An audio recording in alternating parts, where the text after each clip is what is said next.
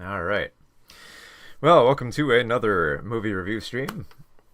My name is Mark McPherson, film critic for movieswithmark.com. And we've got a lot to cover right now. It's November, roughly second week of November. And we've got a lot of films to cover. Like I said, it's award season, and I'm pretty much in the thick of it now. I'm getting a lot of screeners coming my way, a lot of stuff I got to cover. So we've got tons to cover today. What do we got to cover? Well, we've got Edgar Wright's new film, The Running Man, based off the Stephen King novel, is going to be debuting this weekend. So we obviously got to be talking about that. What came out last weekend was Predator Badlands, which I am going to be talking. It came out last weekend, but there's some stuff I want to talk about there. The latest film from Dan Trachtenberg. We're also going to be talking about the latest film from Richard Linklater, Nouvelle from.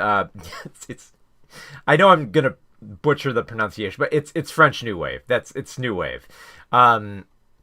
I'll see if I can pronounce it right. But yeah, it's about Jean-Luc, so we'll cover that as well. We'll also cover the one film I think that everyone's talking about from last weekend, which is Guillermo del Toro's Frankenstein.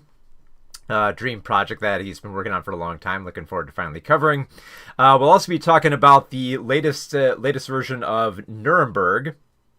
Another adaptation of the trial of Nuremberg. Not quite the same as Judgment at Nuremberg, but a little bit different with Vanderbilt's direction. And we'll be covering the latest film from Lynn Ramsey's Die, My Love, which stars Jennifer Lawrence and Robert Pattinson. Was it Robert? Yeah, it was Robert Pattinson. That's right. Had to get all my notes up here. So, we've got a few different films we're covering today, but if you want to stay up to date on the latest films, like Running Man is obviously coming up this weekend, be sure to like this video so that other people know about it, and subscribe to make sure that you're keeping up to date on the latest films, because there's a lot more that I'm going to be covering in the next week or two here. Like for next week, I'm going to try to get in a early review of the second Wicked film that's coming up here. And I think the week after that, I'm going to try to get in as early as I can the review of Zootopia 2 coming out. And that's in between all the other big films coming out from the studios that you're going to be hearing a lot more of as we go on. That's partially why I'm holding back on my review of Hamnet. Just because it is coming out. I think it's releasing a little bit bigger towards Thanksgiving, but it's not really going to expand till December. It's just one of those films I wanted to keep on the back burner, so we had something else if I'm reviewing more at once. So a lot of ground to cover. Also, be sure to check out Patreon, which gives you access to my latest movie history books I'm working on. I'm working on a book of banned movies, and I just posted an essay up there on Blue Velvet, which patrons can read. And when the book is done, all the $3 tiers will get a digital copy, and the $15 tiers will get a physical copy. So if you'd like a little present, I'm going to try to see if I can finish it sometime in the next month here, so there's a nice Christmas present coming the way of the patrons. But even if you don't even have to wait, I got tons of other books like Saturday morning cartoons and all that. So there we go. All right, so let's quickly now get into big film this week of The Running Man. Let me get my notes up here, and we'll get straight into covering the latest film from Edgar Wright.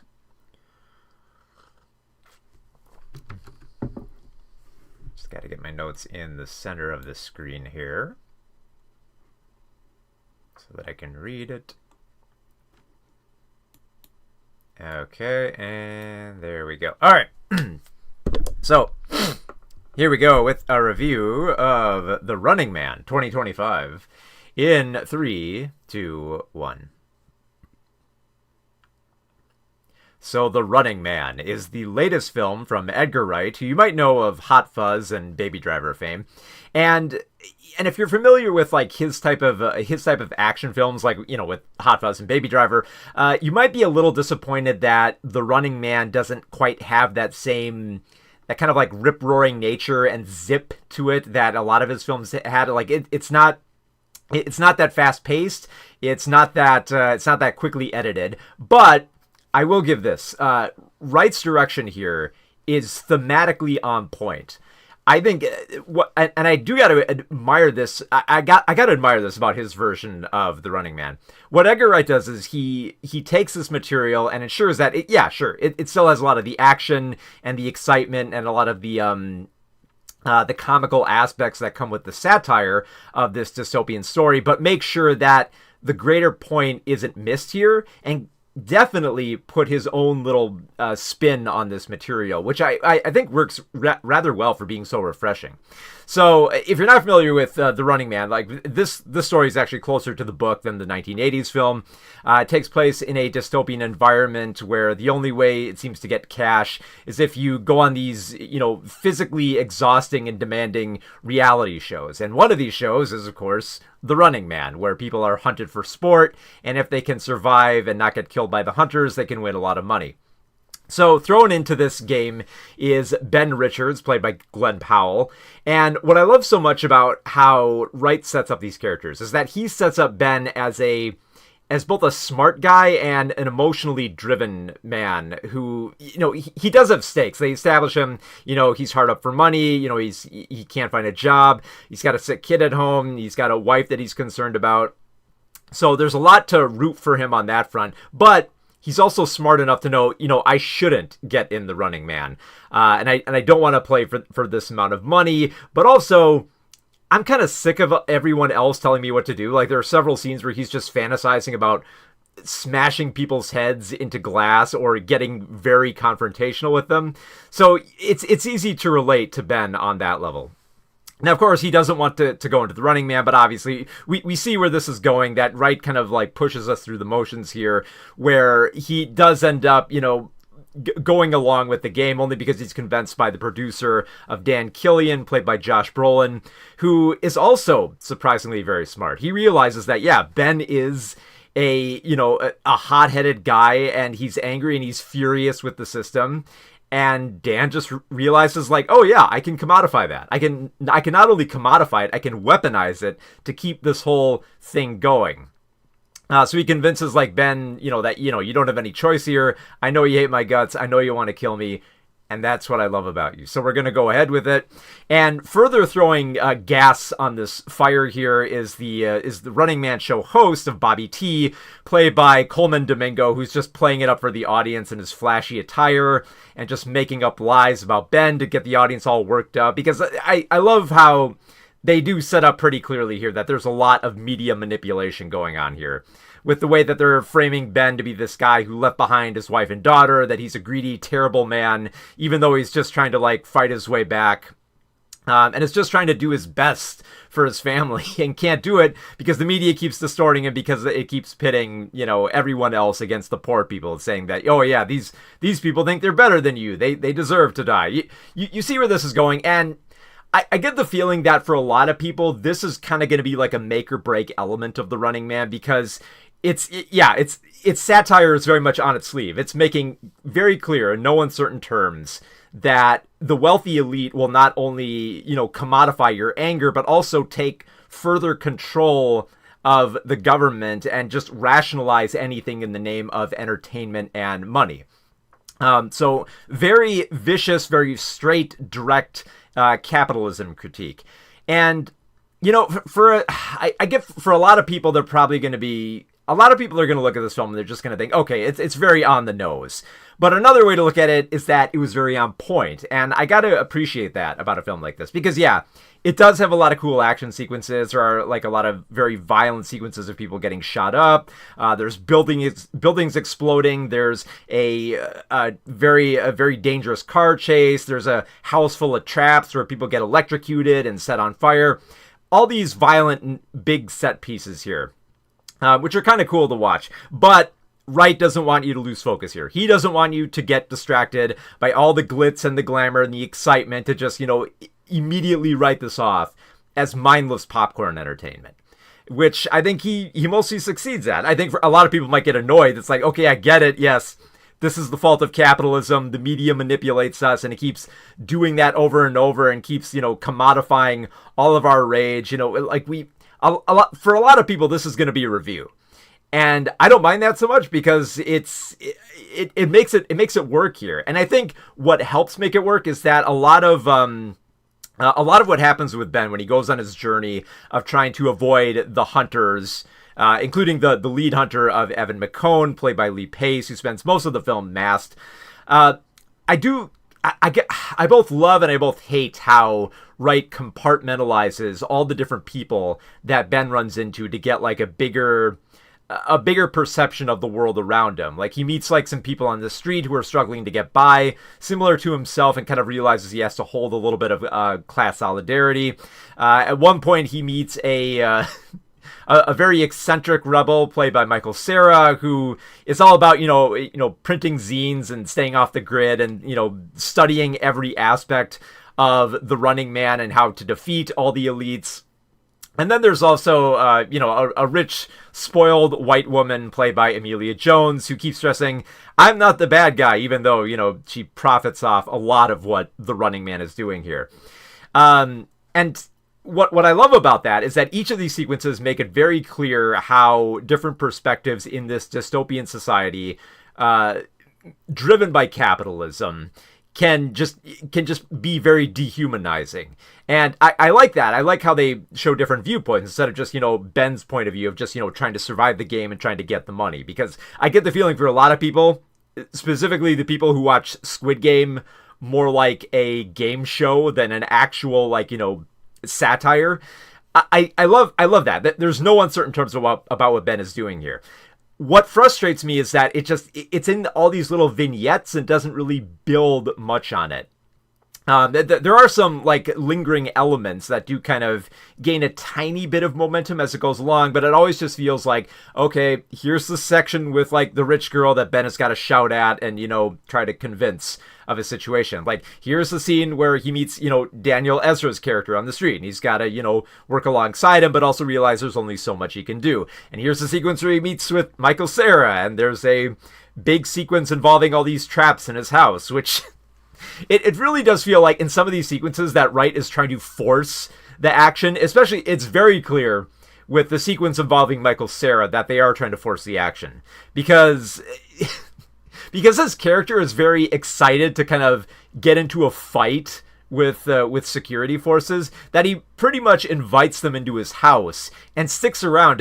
He has an escape route but doesn't take it. And decides I'm going to stick around and watch them get electrocuted on the ground and watch how all my traps will spring out and explode them and set them on fire. And I get the idea that it would have been actually a pretty good punchline if he just shouted back at Glenn Powell's character, just be like, look, I spent a lot of time on this house setting up all these Home Alone style traps, and we're going to stay here and watch every single one of them go off before we leave. I did not put all this work in not to watch the carnage. Frustrated, but also kind of fun at times with how it sets that up. And I think the one thing that kind of really, really did it for me with this film was how it ended. Because the film ends similar to how it does in the book, but at the point where it seems like it would cut off and that would be the end of it, it keeps going a little bit further and gives you kind of I don't quite want to say a happier ending, but a more satisfying ending of how you want to see revolution happen in this type of environment. Because they keep talking about it throughout, we need revolution, we need to fight back, we need to find a way to fight back, and we need to be smarter about it. We need to find just the perfect tactics. And that's great and all, but a few years ago, that would have worked as a cautionary tale for this dystopian environment. But considering the fascistic world that we're living in right now, it's we're already there. It's no longer a cautionary tale. We don't want to see, just, what happens and what are the little pieces that we got to put in place for the revolution. We want to actually see that revolution. And I do like the fact that Edgar Wright indulges that, which adds, I think, to a little bit more of the fun of the film, because it does kind of, lean a little bit more heavily on, Glenn Powell's charisma and a few action punchlines and one-liners here and there, and a lot of the giddy violence as well, too, which is not...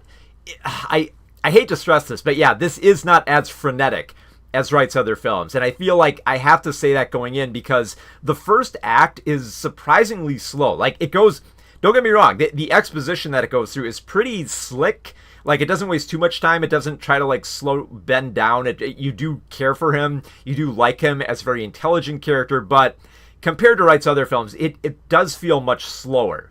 But, again, I appreciate it if the themes are much stronger, and they are here. There is no mistaking in any uncertain terms what this film is about. This is a capitalism critique, and it's one about stressing revolution and why that is important in an environment like this.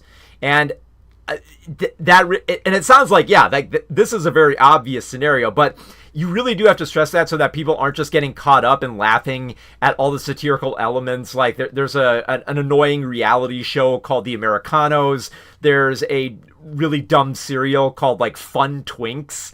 And and in case you're wondering, there is a visual Easter egg of Arnold Schwarzenegger in the film. But thankfully it's not just like a handful of like references and pullbacks to, you know, the 1980s films. It's like, oh, remember this, remember all this nostalgia. It's like all that stuff would like crowd out the bigger messaging that's trying to be brought forth here while still having, you know, that big action blockbuster element to it. So for sticking mostly on that thematic road, even though like Wright doesn't take many detours, I think it mostly gets the job done. I appreciated it. I love some of the action scenes here. Glenn Powell's just kind of FU nature I found to be very endearing as the film went along. And for just stressing revolution, I love the film for just being so essential in the moment right now. Is it as effective as other, you know, anti-capitalist and, you know, anti-fascist films? Not really. It doesn't really have the same heft, and I think it's pulled back from being better by just compartmentalizing all the different perspectives of this dystopian society. But for the most part, I think it gets the job done. I think a lot of people are going to come out of this film realizing what it's trying to say, and they'll probably have fun with it. And that's what ended up happening with me. I had quite a bit of fun with this. I mean, it's nothing all that entirely revolutionary, but hey, you know, Edgar Wright, for trying to nail the dystopian satire of King's novel, I think he does a pretty good job stressing the thematic elements while also putting more of his own spin on it. So yeah, I mostly enjoyed The Running Man. So The Running Man, it will be in theaters this weekend if you want to check it out. Let's take a look at some of the chat here. Dalbert Tran says, oh yeah, you heard about Michael Caine and Matthew McConaughey join AI. Oh yeah, the AI voice thing. Yeah. I hate that they're doing that crap. I mean, it's like, did they even see the movie The Congress? Bava Levin says, I just hope the film ends the same way as the novel does. It does and it doesn't. I will say that. I will say, like, let me put it this way. It adds to the ending. It gets up to the ending, and then it perfectly has this moment where, like, you feel like, okay, this is going to be the moment where it ends, and it stresses the next steps for revolution there. But the film kind of takes this other route by the end that says, like, nah, that's not enough. It's like, look, you want to see more. It's like, and I get the feeling it's going to be a very crowd-pleasing moment, but I think for the times we're living in, I just found it to be like a satisfaction of keeping it going. Oh, what do you have here? What's the most coveted role in HW, in Hollywood, male actor? Says, I Am to Fly. Most coveted role? A coveted role for a male actor. What they would want to play. I guess, you know, I would almost say, like, you know, a very prominent type of, like, familiar figure, but then you just, like, risk, like, easy comparison, you know? Because I get the feeling like a lot of older guys would probably want to play something like Scrooge or, you know... I know, I guess, like, James Bond is a big one that they're going to be coming up with for the next one. But then there's always, you know, that risk of, like, how do you get compared to the others who came before you? So it's like, you kind of got to be careful with coveted roles. Like, yeah, it's cool if you get it. And, you know, I wouldn't blame you if if you just got the role. That's exciting enough. That's like, yeah, hell yeah. Like, if I got the role playing James Bond, I'd be like, hell yeah, I'm playing James Bond. It's like, oh shit, now everyone's going to compare me to the others, and I'm probably going to suck ass. But you just appreciate having the role itself, which I got the feeling most actors would be. But I guess, like, I guess, like, a juicy part that people can't look away from and something could be notable. I'd say, I almost want to say comic book movies, but probably not that much anymore, just because they're so prominent now. So I don't know. Maybe for older actors, Scrooge. Maybe for, you know, middle-aged type. Maybe like a James Bond for at least for the British crowd. But again, you know, then you get the easy comparisons. Because it's like the next actor who, you know, once Kenneth Branagh's done with the role, who's going to play a Hercule Poirot next? Because everyone's going to look like, are you like David Suchet? And like everyone's going to compare it. But I guess that's a matter of like putting your own spin on it. So I guess in general, just for the noteworthiness and the acclaim of it, I guess James Bond in general, American wise, I don't know if we have anything that heavy with like a legacy that we could attach to. Like maybe, God, I was trying to think. Like there's a few like small roles I could think of, but none that are like, you know, big. Like everyone would know that you would want to be. Let's see. Bava11 says, I respect a filmmaker who wears their politics on their sleeve. Too many filmmakers play it safe or try to remain centrist as not to upset the audience. Civil wars are always political. Yeah, and that's actually what I've kind of been loving about the films that we've been having now. Between like this and one battle after another. And of course, you know, in the indie scene, there's been a lot more vocal films of this aspect, you know, like T-Blockers. There was just one I watched today called Queens of the Dead, which was by was it Tina Romero? And it's basically it's a zombie film, but it's in a queer nightclub. It's got drag queens, it's got trans characters, it's got lesbians, and it makes it known uncertain terms like what it's about, and you know there's a little bit of an allegory there. It's still fun though. Someone said maybe Batman. Yeah, I guess Batman kinda, you know. I think sure, like that, to be attached to something like that, that'd be fun to be Batman. Yeah. Hellblazer 1138 audio says, as a big fan of The Running Man, I'm curious of what was changed from the book. I only know like a few aspects of the book. I do remember how it ends, and I can tell you, the ending it's kind of there. They do change a few things here and there, but in terms of how the book ends, it's faithful up to a point. And at that point, Edgar Wright kind of like takes over.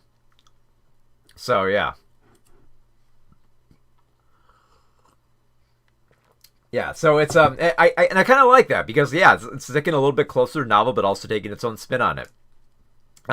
It's very similar to, I know a lot of people didn't talk about this, but like Stephen King's The Long Walk, because I did actually finish reading the book, and I was surprised like how much the movie stuck to the book and how much it kind of tried to do its own thing and take the ending in a little bit of a different direction.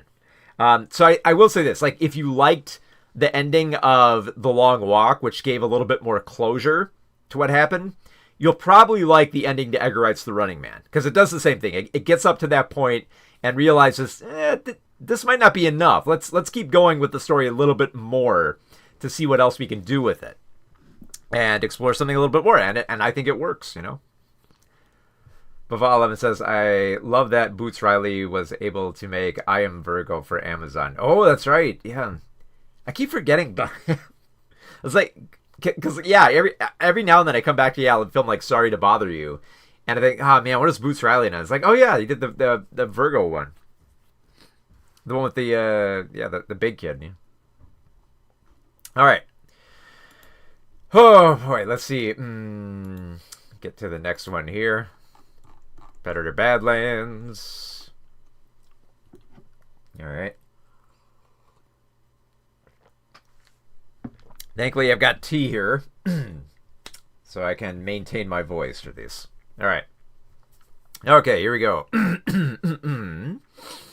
with Predator Badlands in 3, 2, 1. So my goodness, I cleared my throat there.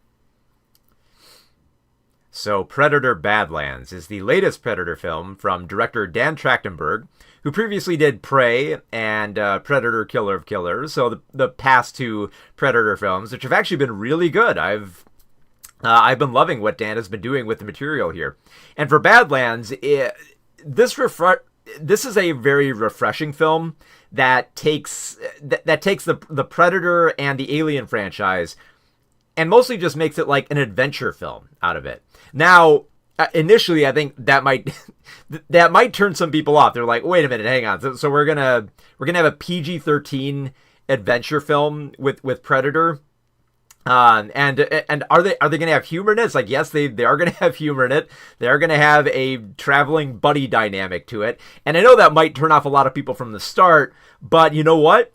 Trachtenberg takes this material and he runs with it. He makes it work. He adheres to like a lot of the Predator and Alien lore with with Weyland-Yutani and the Predator race. He takes all those elements and he kind of makes a very exciting a character-driven adventure out of it. And I get the feeling for a lot of people, oh man, this ain't gonna work because the Predator franchise, it's tried humor before.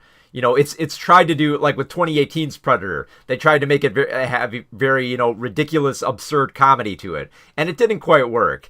They've tried to be very fan servicey with stuff like Alien versus Predator, and that really didn't work either. But you know what? Badlands actually works at injecting a little bit of humor into Predator, and I think because like that levity is necessary just to make you care about these characters, because like as you might have heard, this is a film where the protagonist is a young Predator hunter.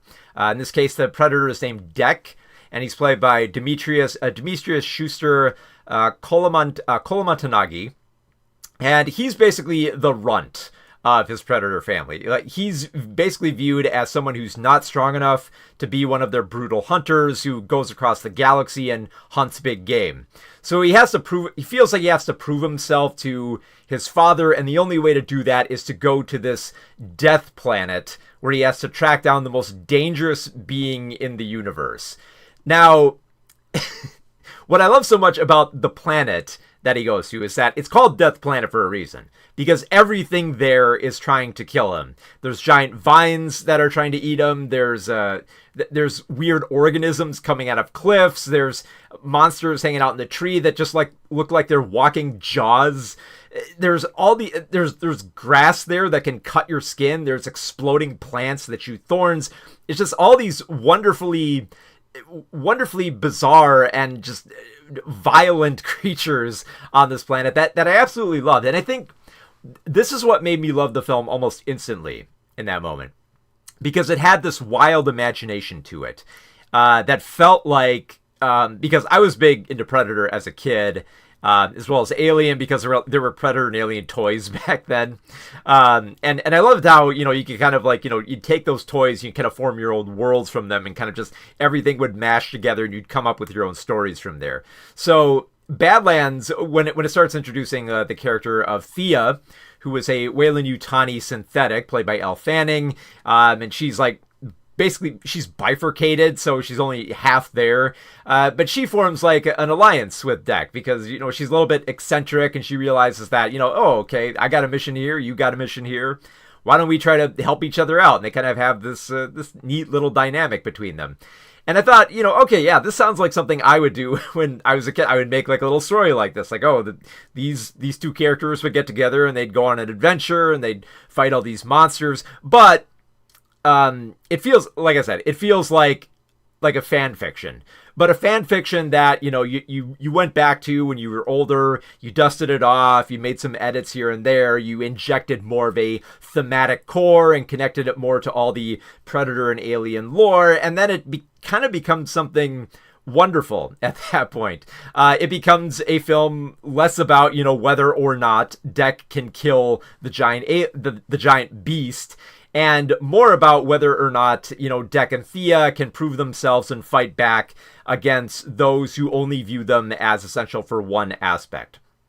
So it's very much a chosen family angle, Deck realizing that, he's never going to be accepted by his tribe, and Thea realizing that she's only a product and that she's never going to be seen by Weyland-Yutani as anything more than that, and any sensation of a family through another synthetic, a Tessa, also played by Fanning, is just not in the cards. So the two got to realize that, they need each other, and they're very reluctant to it because they're mostly just focused on their job, and that tears them apart, so it creates this great drama between them. But then there's also the the other character they encounter on this planet, which is a cute little creature that they dub Bud. And Bud kind of looks like this very big-eyed, weird-looking alien that's meant to be cute, even though he's very dangerous and can rip out spines. Now, I know once that character shows up, a lot of people might check out of the film. They might be like, okay, they're trying to put this cute little alien creature in here, and you're supposed to feel for him. But you know what? I did feel for him. I felt bad for him. I was kind of rooting for him towards the climax. And you know what? This is on a planet filled with a lot of ugly, ugly creatures. There are tons and tons of these creatures that just don't even have eyeballs. They're just like walking teeth that want to chow down on everything, every part of your being, including the bones. So the fact that there is this one creature on this planet that actually looks pretty adorable, I think it's a good change of pace. And the fact that it's a little bit of a messy and rude type of alien that has an adorable nature to it, I think just makes for a great dynamic of stressing this kind of child that Thea and Deck can raise together, which it sounds corny, but within the context of the film, it works out pretty well. And I think that's mostly because Trachtenberg makes you care about these characters, but also makes the planet very dangerous and establish the stakes here. And it's very tightly edited. I was surprised how quickly it darted between all these different detours of the trip, and how Deck was just kind of casually learning about all these different animals trying to kill him. Some that can stab him, some that can poison him, some that can just they're very tiny but can explode if you touch them. So I love that. I love how quickly the story goes here, and how it makes you care for these characters without a lot of downtime for bringing up more of the melodrama. It's just okay, here's the dramatic sequence, and then we'll get back to to Deck murdering all these different aliens on this planet, and brutalizing synthetics when Weyland-Yutani gets more involved. All that stuff I expected, and it's still pretty fun. But the fact that I cared about these characters, which is the most important point. If you're going to make your main characters a predator hunter and a Weyland-Yutani android, there has to be a reason to care for these characters. Because a lot of the times, these characters are mostly just vessels. They're meant to just be mindless tools for violence. They're an antagonist to beat. They're, someone who's being manipulated to kill. And here, these are characters who have been discarded, and they feel bad, and they, realize they're abandoned, and they have to find their own way to fight back. And you start rooting for them. You want to root for this predator character and this synthetic. I guess it's a little easier for the synthetics. We've had enough alien films where you kind of do care for some of the androids here, but you really do care for Thea just because she's a little bit more innocent and a little bit more naive, which kind of explains how she's the runt of the Weyland-Yutani batch here. But yeah, very violent in a lot of the scenes, which is surprising for a PG-13 film. I was actually surprised. I went into this film thinking, okay, this is probably R, isn't it? I didn't even look at the MPAA rating. And I came out, I was like, oh, wow, it's PG-13? Well, I guess it could.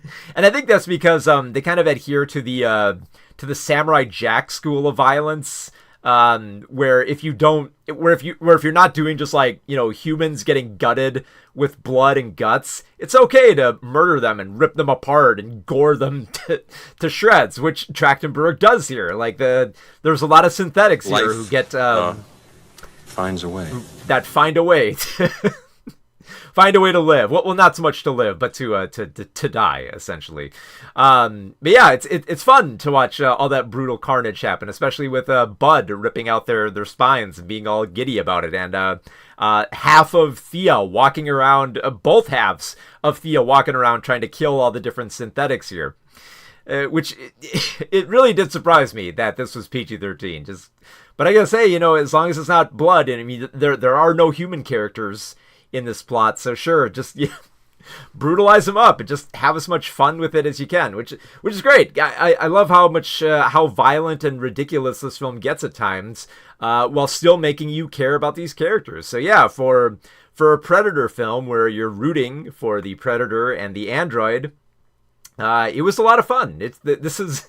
It sounds weird to say it, a Predator film where you're having fun with it, and enjoying kind of like the levity and the comedy of it all, especially for like framing it as an adventure film. But hey, for Trachtenberg taking a big swing of trying to make a Predator into a sci-fi adventure film with a Predator character you care about, I think he hit it out of the park. Yeah, I had a lot of fun with Predator Badlands. So yeah, Predator Badlands should still be in theaters. It was the #1 film last weekend, so why not?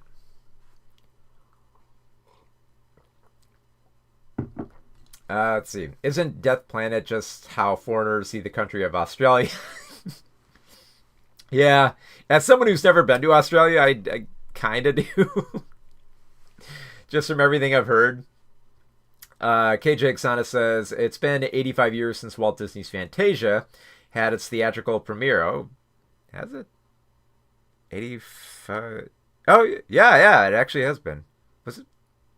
Yeah, was it 1940? Yeah, it was, yeah. Damn, that's a long time.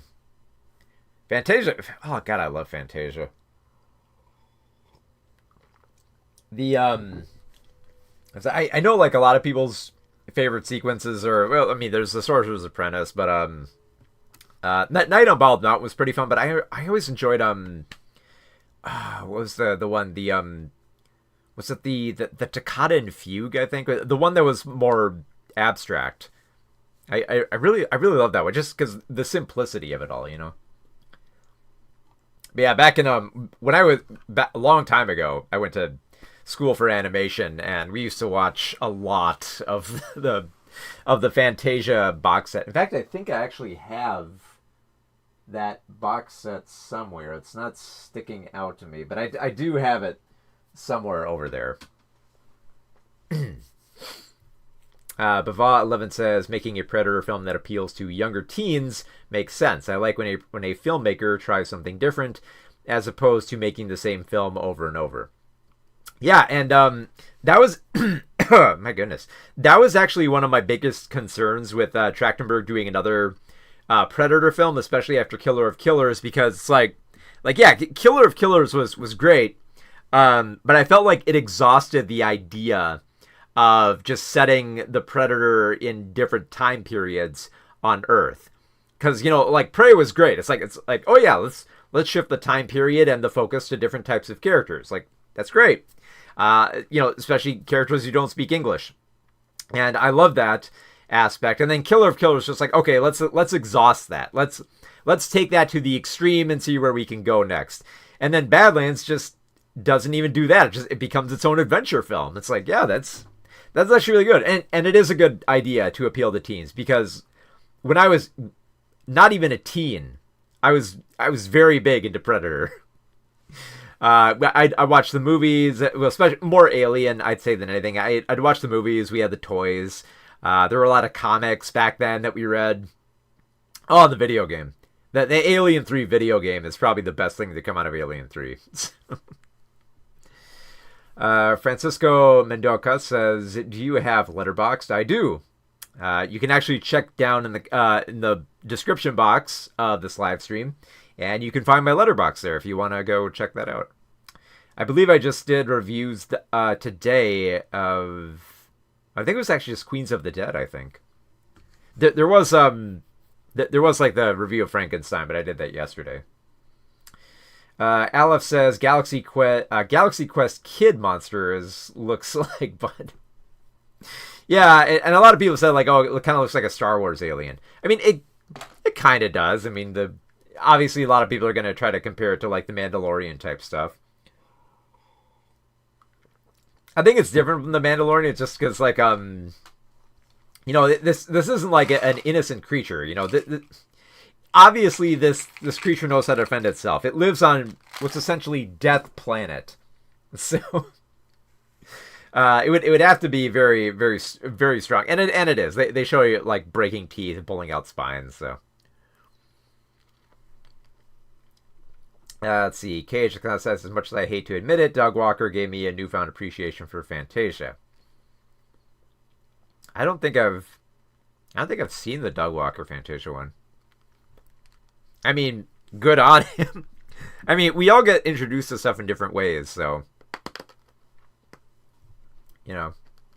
however you discover it, as long as you get there. Like if someone says, "Oh, I love Fantasia." "Oh, me too." How'd you first watch it? It's like, well, it's through Nostalgia Critic. All right. I just saw it through my grandparents giving me the VHS tape. Long you got there. Doesn't matter how you got there. You got there. Yeah.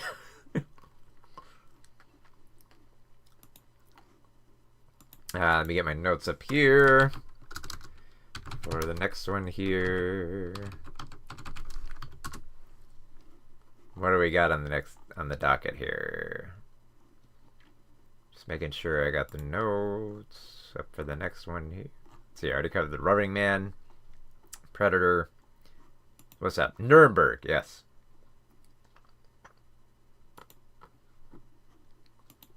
Alright. Do I have a favorite Ross McCluey film? Trying to think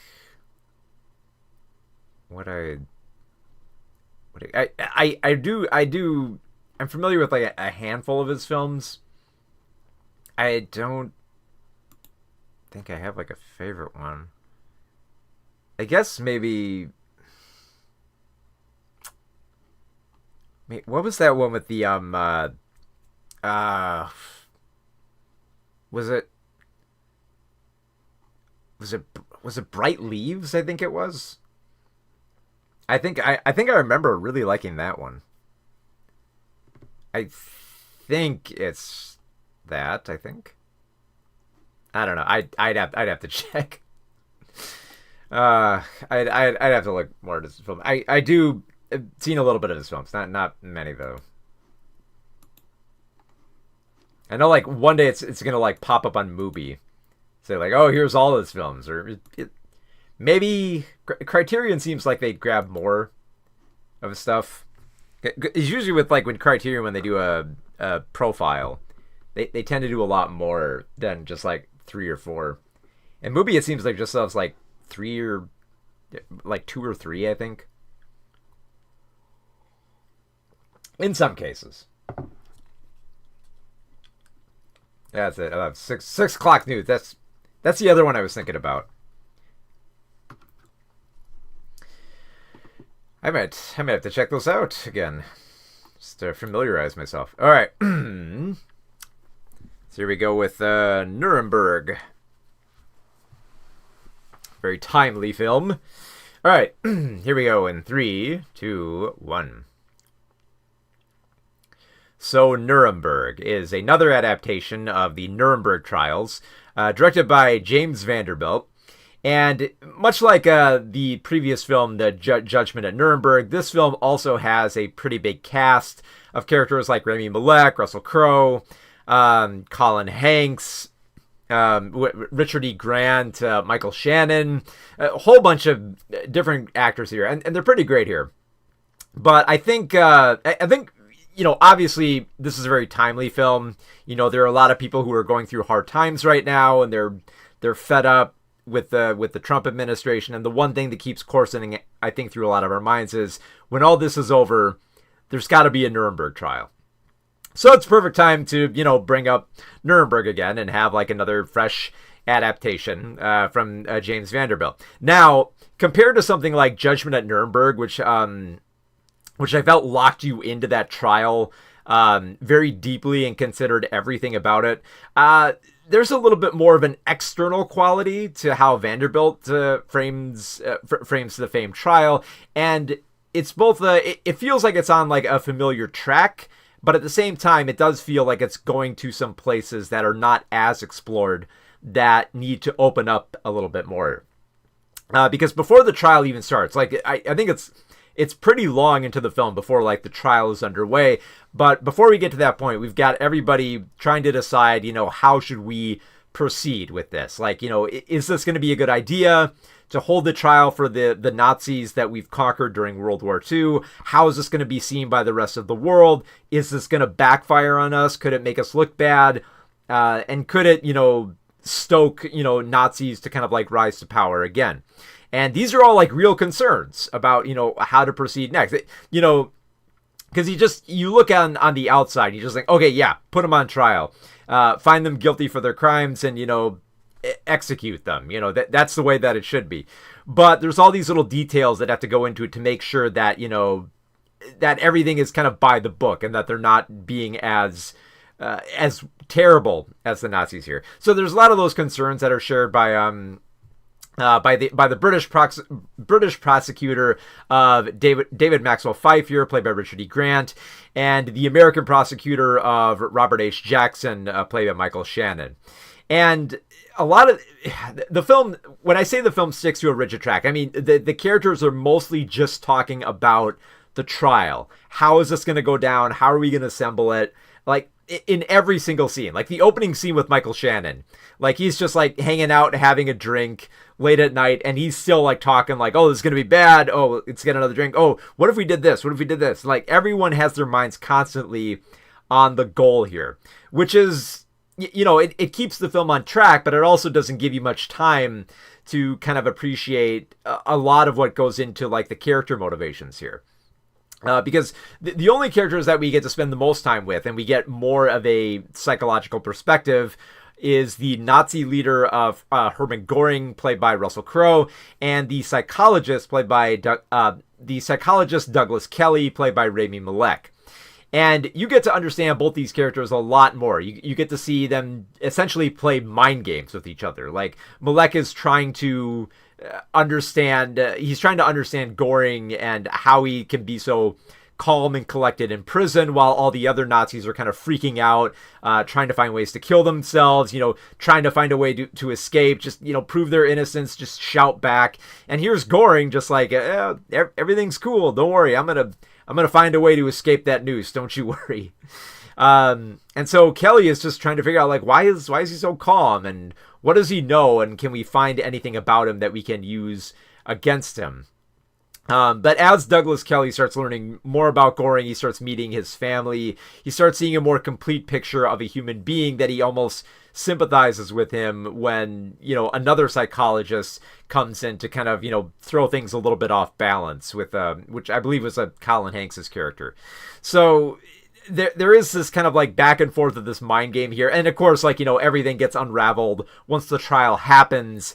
And then there's the most controversial scene in the film where they show real footage from inside a concentration camp of the dehumanizing aspects of how the prisoners were treated, and how they were starved, and their decayed bodies, and all the corpses that had to be like shoved around and dismantled. Just the most inhuman aspects of the Holocaust are presented in that moment. And it's shocking, and it's disgusting, and Douglas Kelly just like leaves the room. He's just like, I can't watch this. It's like, here was like Göring knew about this stuff, and I'm here trying to figure him out. It's like, why am I letting him lead me along? It's like, why was I so stupid? Why did I fall for this? And I think that's ultimately Göring's plan, is just to deceive. And by the time you actually realize what he's done, feels like it's almost too late to do anything about it, and just be disgusted by it. In fact, I have heard that some people have watched that scene in the theater and they wanted to leave. They were so disgusted by it. It's like, yeah, you should be disgusted. And if you want to leave the theater, I wouldn't blame you, because that's what Douglas Kelly does in the film. It's like, yeah, you should feel sick to your stomach when you see this footage, and it should, make you want to prosecute these guys even more, even to the degree that a lot of them just want to see them hung, just pay for their crimes in any way possible.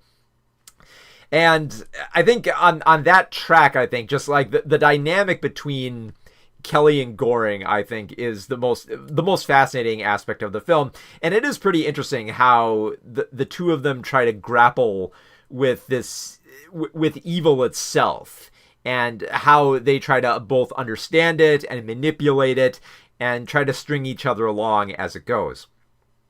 And some of the characters just kind of end up just stating like all the obvious here, like Michael Shannon is great, but he's mostly there to deliver monologues, like even when he's not in the trial. Like there's a scene where he brings Douglas Kelly to like the scene where Hitler rose to power, and just like, here's this is the enormity of the situation, and these are the stakes, and we need you to do your job here so that we can ensure that Nazis don't rise again. And then you have John Slattery, who's just kind of barking orders as Officer Andrus here. He's just, and that's pretty much all he is. Like, he does have a concern, and he does kind of look down his nose at Kelly and doesn't really like that he's not, being more vicious rather than being more human, even though that's kind of like a more interesting aspect of the film, I think, is to see more of the humanity in these characters rather than just seeing it as, a bunch of guys who gotta like prosecute Nazis. It's like, yeah, that's satisfying in its own right. But, if you're going to spend a lot of time with these characters, you feel like there should be something more here. You should be able to understand them on a level that's not just, a bunch of monologues and towering speeches and just, courtroom drama. That is pretty good, mind you. But that it feels like there should be a little bit more here. So I was a little bit conflicted about the film. Like, it's not great, but it does get the job done. I say, yes, it is essential viewing just to remind yourself of the Nuremberg trials. And on that aspect, I kind of started looking at the film in terms of a classroom movie. And what I mean by that is, like, obviously a historical film like this could be used in a classroom to kind of bring more of history to life. And you kind of look at it on a degree of, what details is it presenting, and is it actually making history become more alive and apparent in that moment? And I think for the most part, Nuremberg does that. I think it does feel very relevant, and it does highlight how, even when you conquer Nazis, the war isn't over, and not just because you need to bring them to trial, but also because that hatred can fester in different ways. And that actually made me love the ending of the film a whole lot more, which doesn't end on this hopeful note of just like, oh yes, we succeeded, we executed all the Nazis, and job well done. It doesn't end with that. It doesn't even end with like a simple epilogue. It ends with Douglas Kelly going on the American radio to stress that, look, Nazis are going to come back. And next time, it won't be with a swastika. They'll find something else. They'll attach themselves to a different symbol, a different movement, but it'll essentially be, the same fascist structure. It'll be about, all about nationalism. It'll be about stressing a mythic past. It'll be all about restoring greatness once again. It'll come back. And I love that aspect of the ending, because it feels very relevant now, because it's an aspect to consider once, the reign of Donald Trump is over as well. Where do we go next from there? Because fascists will come back, but the next time won't be with a swastika, and it won't be even with a red hat. It'll be with something else. And it's that stressing that you need to pay attention more. You need to be more mindful of what fascists are doing, the mind games that they play, and how psychologically they can work their way into genocide. And that is really a very important point to stress, that I honestly didn't mind most of like the rigid courtroom nature that a lot of the film goes through. It does feel like the film is going through a lot of the motions here and there of just, trying to like stick as close to history as possible. But for the most part, I think it works. Like, there are some good performances here. I think Russell Crowe just melts into the role of Goring. Like, you don't see him as anything else but just this big blob of evil who's just like constantly plotting and always has a way to like always has this devious nature on his face, and just the way that like Rami Malek is kind of, he does have kind of like that look of someone who wants to get inside your head. And I love how he plays up that aspect of himself. So their performances, I think, really make the film work, as opposed to this greater ensemble that is mostly just there to kind of fulfill their duties and not much else than that. So thematically, the film is important, and it's a great film on that merit alone. I just wish that there were a few more human moments, as opposed to just, stressing the just talking about the trial. Like, it feels like there's got to be a little bit more there, and you do get a little bit of that humanity with Kelly and Goring, but I wish there was a little bit more of that instead of just sticking to the rigid historical track. But yeah, thematically, Nuremberg is a very important and poignant film for the moment, and on that level alone, I can recommend it. But it becomes a little easier to recommend with some strong performances by Rami Malek and Russell Crowe. So yeah, Nuremberg mostly gets the job done of stressing one of the most important trials in human history.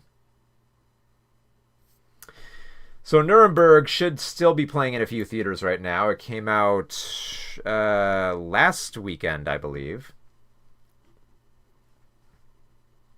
Bava11 says, I'm happy that Russell Crowe was given a meaty role in Nuremberg. Not only is he a great actor, but he is...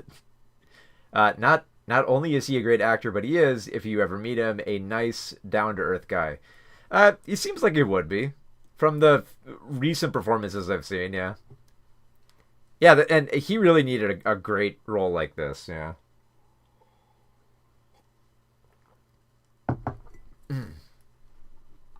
All right, where are we on to next year? Oh, of course, we'll get to the one everyone's talking about. Good old Frankenstein.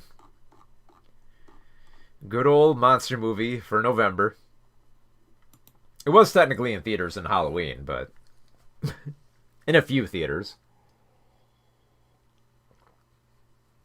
I think it's still playing in theaters right now, actually. In a few, if you look around, you could probably find it.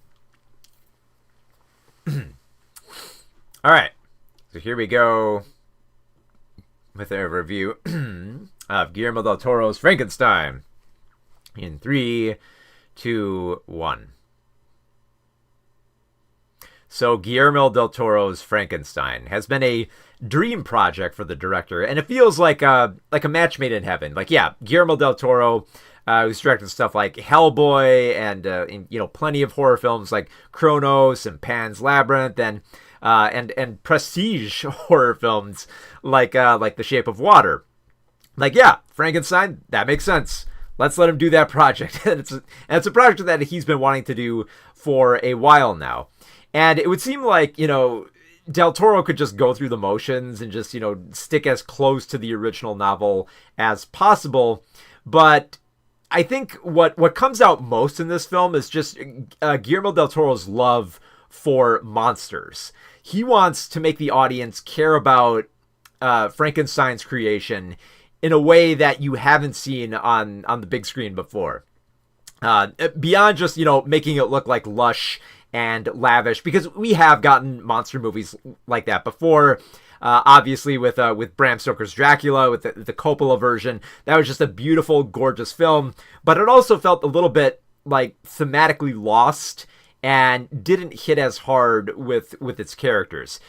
In this case, however, with Del Toro's Frankenstein, I think he makes you care about these characters so much, and on a level that's not easy. While still making the film feel big and operatic, and also embrace like the weird, the gross, and the violence at the same time. It's this very fantastic kind of like balancing act between like, a very, showy type of historical drama and a very brutal and meaningful type of horror film. So, and I think what makes it easier to like this film and its characters is the amount of empathy that Del Toro reserves for both Baron Victor Frankenstein and his creature, because we get the film is divided up into two halves where you get to see both of their perspectives. So for like the first half, it's all about Victor, played by Oscar Isaac, who does kind of you get to understand his drive. Like, it feels like it'd be too easy to kind of go into like mad scientist territory with him here. Like, he's obsessed with like the human body and how to tinker with it and how to bring people back to life, as like it's going to be like, you know, the next huge innovation in science that we need to embrace. And there is this level where you understand that desire, because we get to see him like at a very early age with everything that kind of sets in motion how he feels about, you know, his family and his life and his work and what it means to live, what it means to die, but also just being, you know, just having an ego about him. Because I love that that first scene with Isaac presenting himself to the scientific community. It's like, look what I can do. I can make this corpse come back to life. And everyone's like, you know, you're playing God. This is going too far. And he's trying to stress, like, no, this is going to be an innovation. I can make it work. I can. And you kind of see like a little bit of that mad scientist, almost camp kind of come out of him, but it's ringed in just enough. Like, you can see the madness in him, but it's like, it's a believable type of madness that is contained enough where it's like, where it does feel like it has showmanship, where it plays up to this very grand staging that Del Toro has for a lot of these set pieces here. But also feels very, very dignified and has like a little bit of that prestige. That being said, when Victor gets more into his work, it will start embracing a lot more of the darker and gruesome aspects when he starts attaining corpses and experimenting on them, trying out different theories, making the corpses come back to life, sawing off body parts, which I love the bravery that Del Toro had to like place this very amazing orchestral score that feels like it should be like a costume drama, and place it over scenes you wouldn't expect. Like, there are scenes where Victor is sawing off like legs and ligaments and putting bones together, very gross stuff, and it has like this very wondrous orchestral score, and it's weird, but it works. It makes you like, you realize, oh, this is weird, but it's also kind of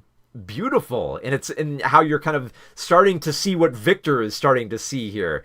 And I love that aspect. I love a film that can be weird and gross and just like not wink at the camera and just kind of just go with it and keep it going and make you care about the characters, because the film never stops to slow down to have like someone give like a grotesque reaction. And it feels like that could happen with Mia Goth's character of Lady Elizabeth, because you feel like, you know, she would be frightened by the monster or anything, or, you know, all of his work, and she's a little bit scared of what Victor is doing here, but she also kind of embraces it. I have come here to chew bubblegum and kick ass. And I'm all out of bubblegum. She comes to chew bubblegum and kick ass. No, that's a different film, unfortunately.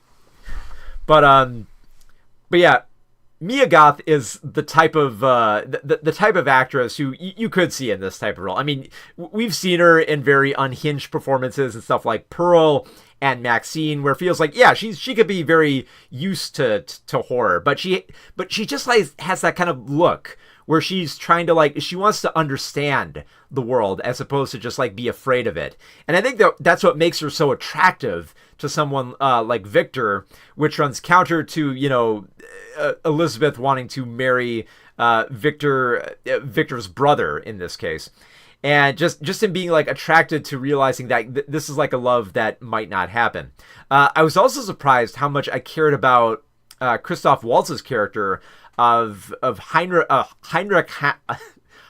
Harlander, who is Elizabeth's uncle and is basically giving Victor all the money and resources that he needs to make his theory about bringing people back from the dead a reality.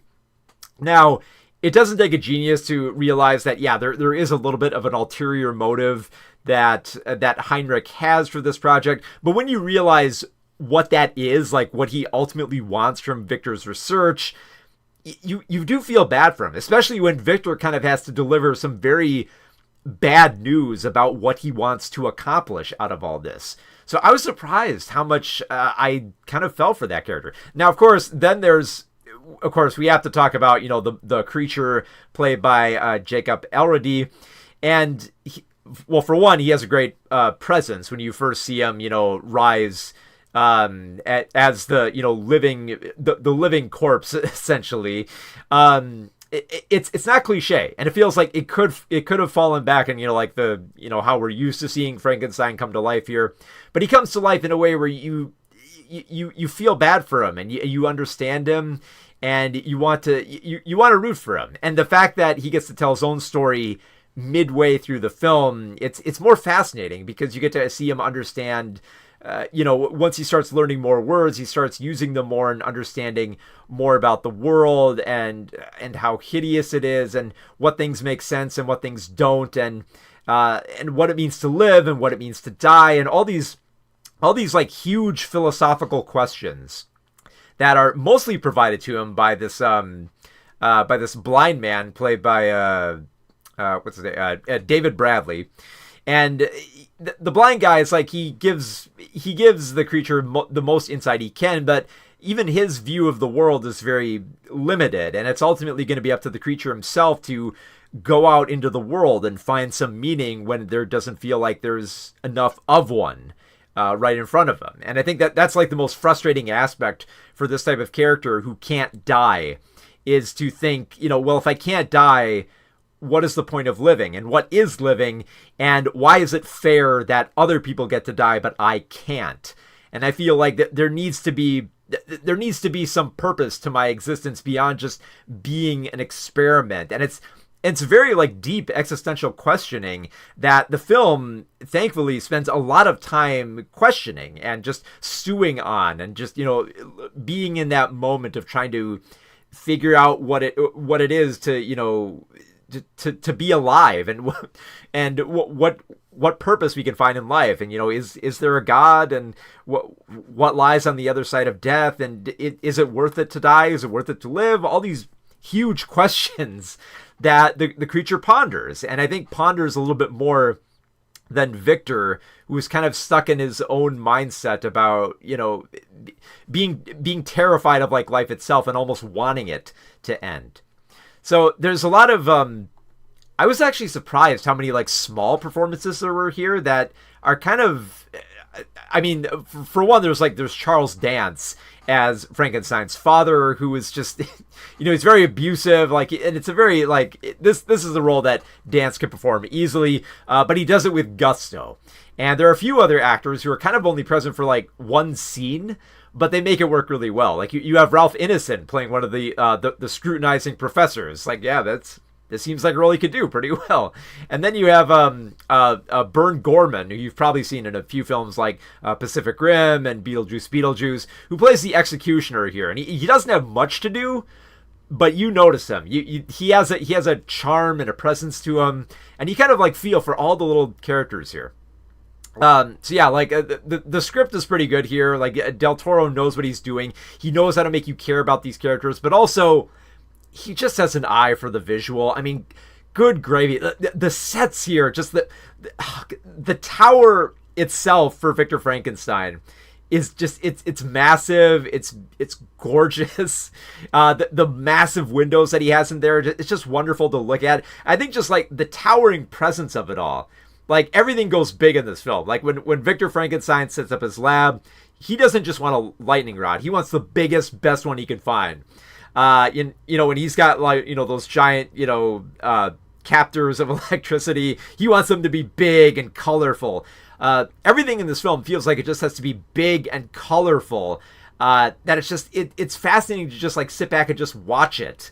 Which just like the way that the cinematography like showcases the vast landscapes and the decadent settings, even of like of an abandoned tower, is just beautiful to see, like the sun come in through, and then just all the little details and the lavish environments here, the costumes, just like Mia Goth's dress in this.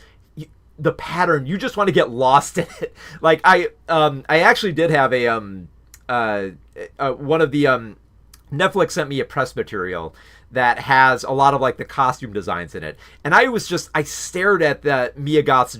You probably know the one I'm talking about, the one that's like all green and has different patterns around it. I just love getting lost in that design for a bit, and just watching it move on screen. It's just like it's remarkable. It's beautiful how much detail and beauty that Guillermo del Toro inserts into just every scene in this film. It's decadent and lush and just visually appealing in every single scene that even even if the script weren't that great, I would just love to like look at this film. But thankfully it is good. You do care about the characters. I love the framing device of letting Victor and the creature both tell their sides of the story and communicate their own level of existential dread. And it ends on such like a beautifully like serene acceptance of life and death that I've never seen a monster movie this good, this lush, this thoughtful, this teeming with empathy and just very humanizing performances for what could just be just a standard monster movie. And at the same time, Guillermo del Toro does have moments where he just allows for extreme violence. Like, there are scenes where people get, their spines broken. There are scenes where people get their jaw ripped out. There are scenes where a dog is scalped, and it's grotesque and it's vile, and yet it never takes away from the emotional drive of everything that he's trying to communicate here with this monster story, where you're meant to kind of almost have as much pity for Victor as you do for the creature, and how they are trying to understand what it is to be alive, which happens to be more than just, more than just being able to come back from death or, have all the right organs. There's so much placed in this film, and I love everything about it. I love the design. I love the way that it's shot. I love the music. I love the violence and the beauty and the characters. Just everything about this film, I think, works. I don't think I'm going out on a limb here by saying this is Guillermo del Toro's masterpiece. I think this is probably the best film he has ever made, and he's made some bangers. He's made Pan's Labyrinth, I really love. He made Kronos, which is delightfully weird. I loved it. Hellboy was pretty fun too, and of course Shape of Water became an awards darling. So with all that in mind, I think just everything that del Toro has built up over his career, it makes sense that this was his dream project. Because, a lot of people say that, if a director wants to do their dream project, it's ultimately going to blow up in their face. Like we saw that last year with Megalopolis from Coppola. But this very much isn't the case here. Like, del Toro has been thinking about this idea for a long time, and he doesn't get lost in the visuals. He doesn't let he doesn't let his love of monster and horror movies crowd out a film that could be relatable to audiences with like characters that have motivations that you care about, and he just makes it so beautiful and thoughtful that this is one of the best monster movies I've ever seen. So yeah, I love the hell out of Guillermo del Toro's Frankenstein. So, Guillermo del Toro's Frankenstein should be playing in a few theaters, but if not, you can catch it on Netflix right now. Bava11 says, hopefully if people enjoy del Toro's Frankenstein, they will go back and rewatch Crimson Peak. Such a beautiful film. Yeah, I think they should. And I think, honestly, I think I do too, because I liked Crimson Peak. I wasn't in love with it. I felt it meandered a little bit here and there, but in terms of nailing a kind of like very colorful gothic style, I think like del Toro got the design perfectly in that film. Let's see, Caleb Pribley,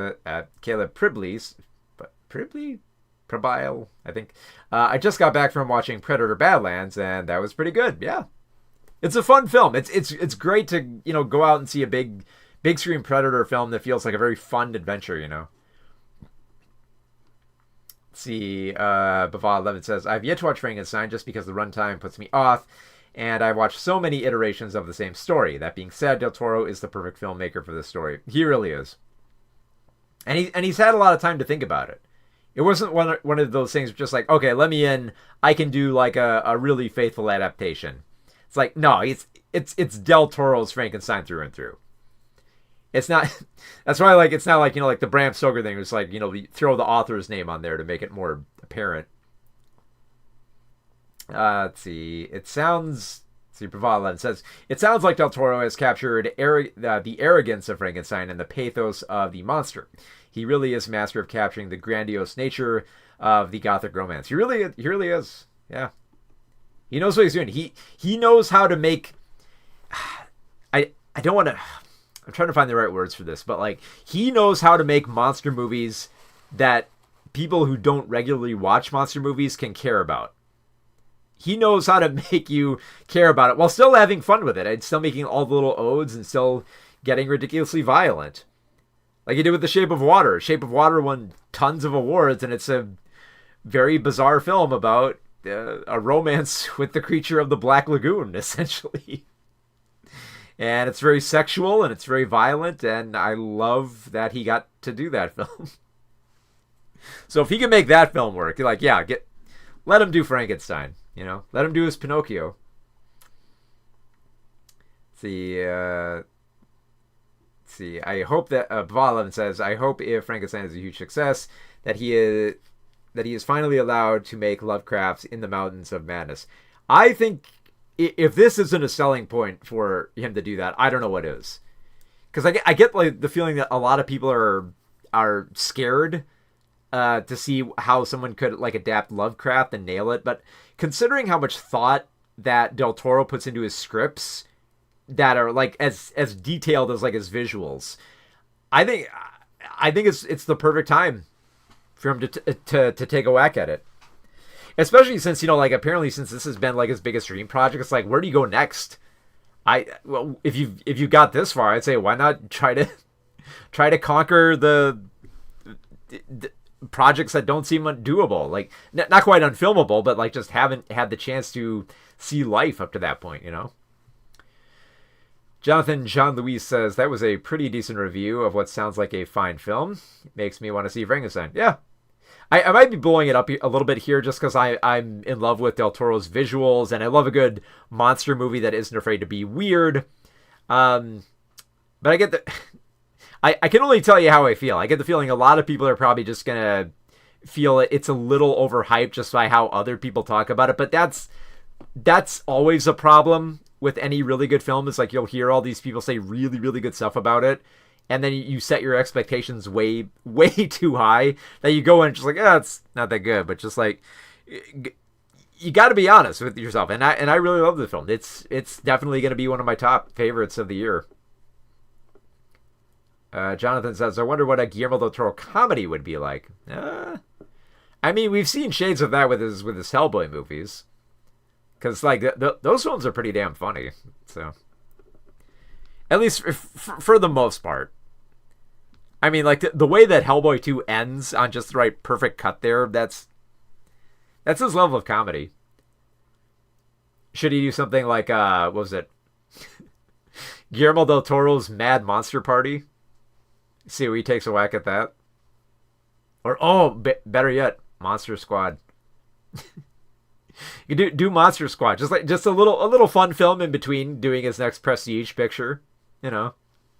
I know he's all about doing like bigger horror films these days, but maybe a little something on the side. Maybe he could pen the script, pass it off to another director. I'd like to see that. Let's see. Jessabek says, what's your favorite Tatsuya Nakadai performance? Was that, sorry, I'm trying to... Wasn't he didn't he just recently die? I think, was he like the guy from Yojimbo? Tatsuya Nakadai. Oh, yeah. Yeah, from, the guy from Yojimbo, right? And a lot of the Kurosawa ones. I mean, if you're asking that, you pretty much just got to ask y'all, like, what's your favorite Kurosawa film? More or less. That's an even tougher question. What's my favorite Kurosawa film? Oh my god. Like, Seven Samurai is an easy answer. but I feel like a lot of people say that. I mean, like Kagemusha I like. It's got good visuals. I feel like it has pacing problems, but let me like outside of like the samurai films, like High and Low is definitely one of my favorite Kurosawa thrillers, so that's an easy one. But outside of Seven Samurai, I guess probably Ran. Ran is just, it's beautiful to look at. I love how the story unfolds. I love the action sequences and that. Which, I mean, yeah, sure, it's a colorfully gorgeous Kurosawa epic, and it works well. Partial Throne of Blood, yeah, Throne of Blood's really good too. I mean, Mifune really steals that film, so it's a little hard to say like, oh, that's one where it feels like Nakatai is a bigger presence there, but yeah, Throne of Blood's really good. I always bring that clip of the finale to a panel that I do on Japanese films, just to show everyone like look at these arrows. These are real arrows that are just like inches away from me hitting him in that very dangerous scene. It's just like, yeah, it's terrifying. I don't even know if his second appearance in Seven Samurai counts. Yeah. I guess I was thinking more of on like just Kurosawa films in general, just because he's been in like so many. But yeah, I think yeah, I guess more between like Throne of Blood and was it High and Low? Wait, didn't he? I thought he appeared. Oh shit! No, I'm confusing him with someone else. Oh my god! But he was for sure in High and Low. I'm pretty sure I remember him from that one. Man, well, now I gotta go back and rewatch that. Thankfully, the Criterion channel actually has all those films grouped together. So yeah, I gotta refamiliarize myself. I do remember him in High and Low though, because he played oh god, what's his name? He was the god, was the where was it? He the inspector. Why is it blank on his name? I thought he was the other employee for a minute there, but no, he's the one kind of running the show. He was the inspector. Yeah. Ones that he appears in High and Low. Yeah, because he was the inspector in that. Ran Kagemusha, Seven Samurai, brief cameo. I was also in Yojimbo and Sanjuro. Barely a cameo, actually. No one knew who he was, yeah. Very early in his career. Yeah, I think for Seven Samurai, I confused him with someone else too. Yeah. I gotta go through his films. I gotta go through all his films again.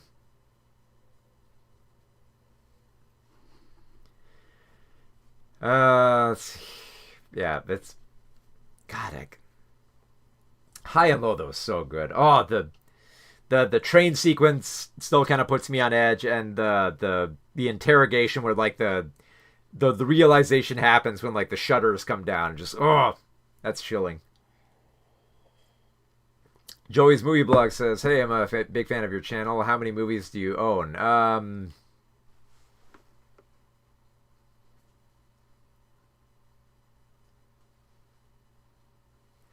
A lot. Quite a lot. This is not even everything around me. I mean, there's the case behind me is a spindle, so there's like 3 other shelves behind it there.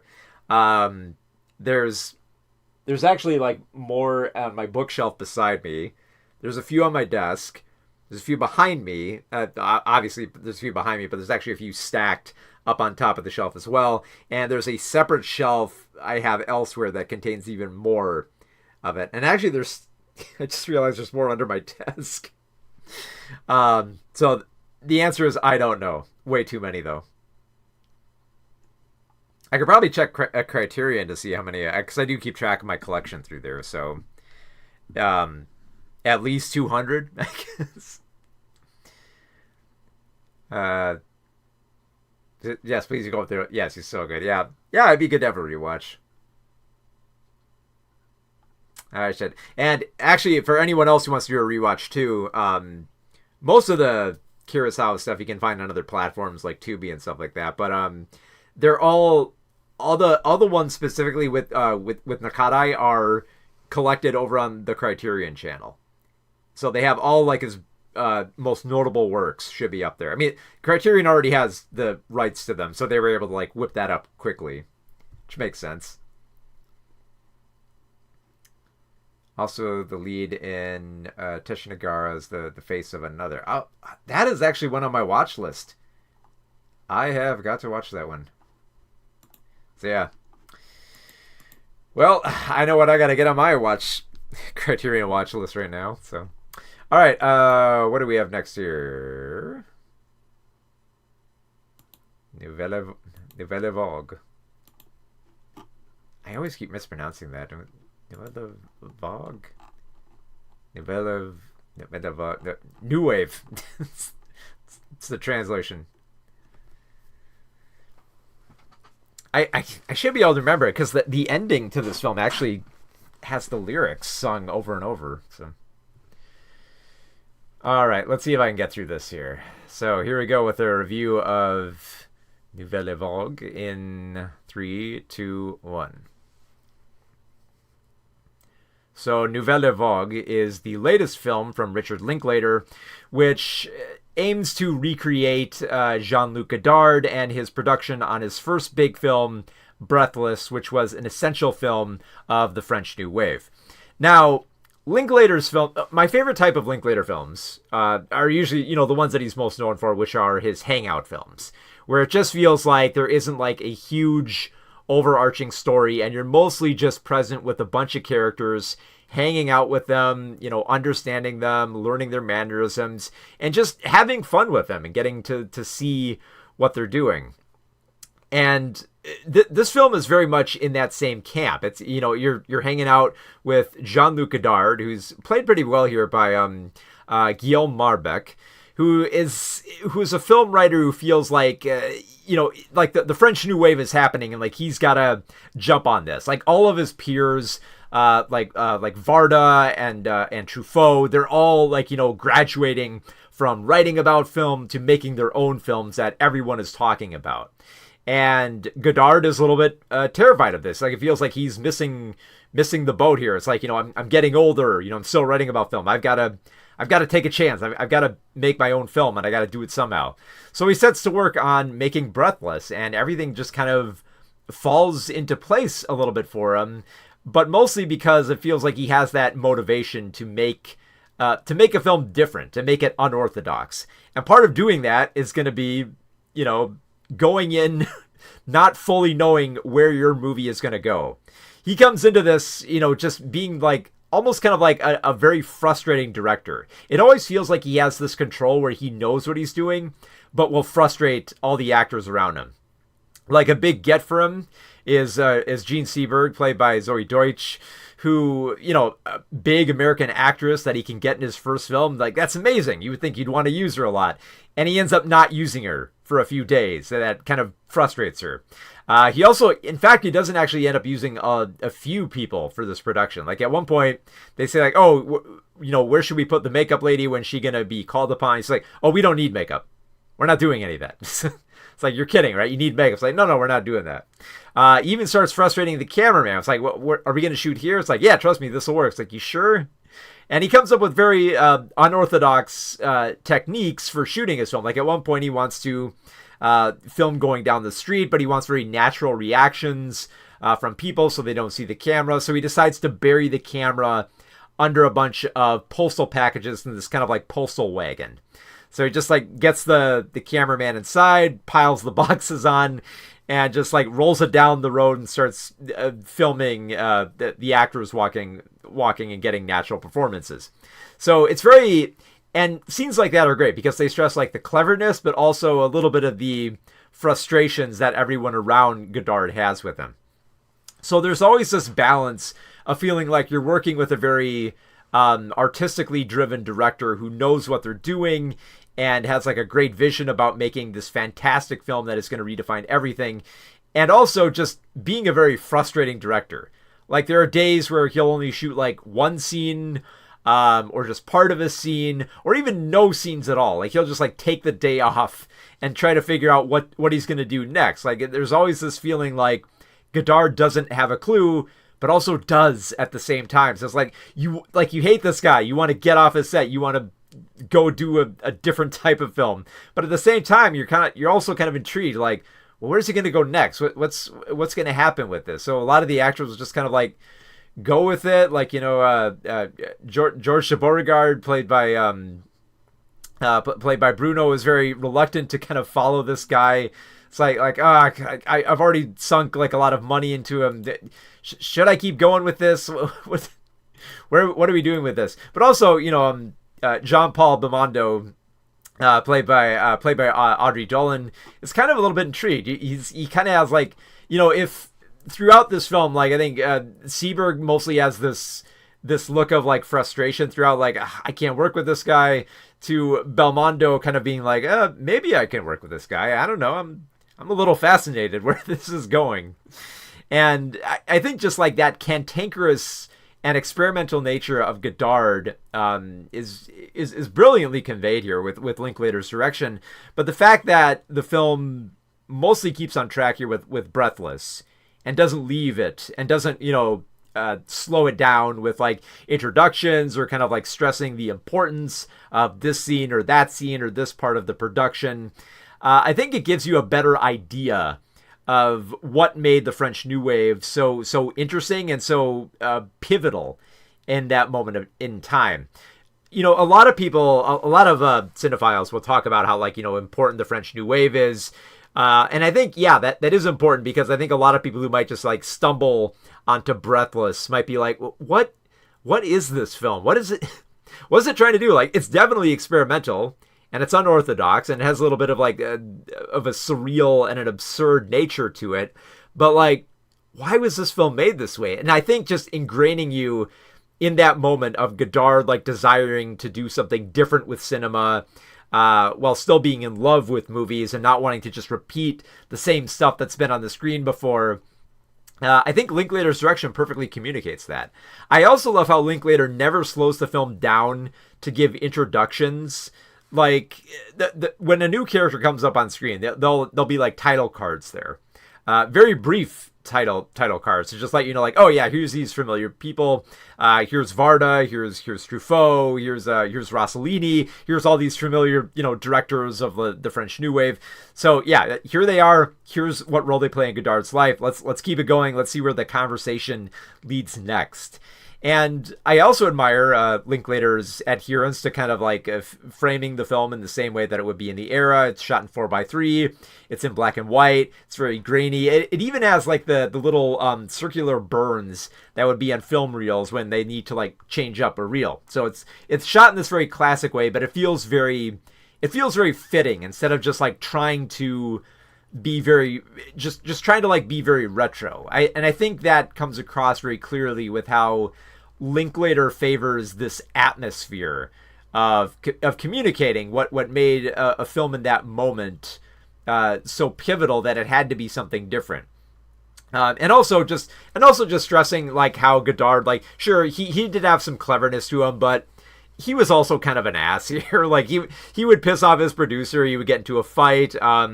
But there's a bit of like catharsis with that cleverness as well, because at one point, Godard stars in his film. He does have his first on-screen role, and when that happens, you can see the actors off to the side just kind of like insulting him with like the same, you know, notes that the director was giving them the whole time, and it's this very, very humorous, cathartic release. So like, yeah, you've hassled us this whole time. Now, how does it feel? And Godard kind of like takes it and tries like, okay, yeah, I do that, don't I? So it's one of those things where it's like the film does stress the weirdness of Godard, the artistic brilliance of him, and also the frustrations that made him such a frustrating director to work with. That and a director that deserves to be challenged by Seberg in like the pivotal end scene where there is a death in Breathless, and she and like Godard wanted something much darker, and like Seberg convinced Godard to like go like a much different route, and it changes the film, but I think it gives it more meaning, a brilliant, more the ending that Seberg favors. Just it fits so better, and I think it's just because maybe it's just because of like the way that I've seen Breathless. You can't see it any other way, but when you hear the idea that Godard's stressed, you're just like, I don't even want to see that. I just I want to see where it goes from here. And especially the way that Linklater tries to recreate several scenes from Breathless on a behind-the-scenes level, I think takes a lot of like thought and detail, and I think he mostly nails it, especially for trying to like treat the audience like a fly in the wall in those scenes.